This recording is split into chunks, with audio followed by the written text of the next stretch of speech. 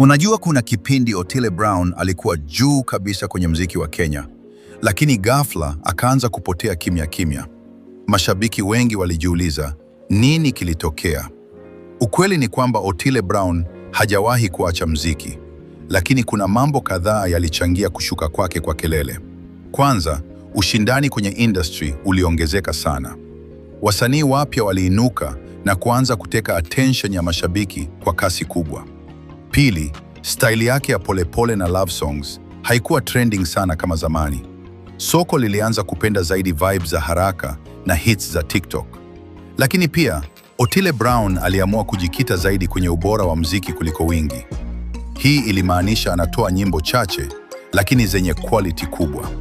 Swali ni, je, hii ilikuwa strategy nzuri au ilimfanya apotee? Ukweli ni kwamba bado ana mashabiki wake wa kweli wanaomsupport hadi leo.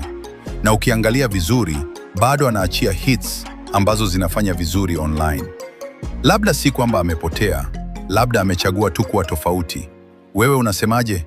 Otile Brown amerudi au bado yuko chini ya rada?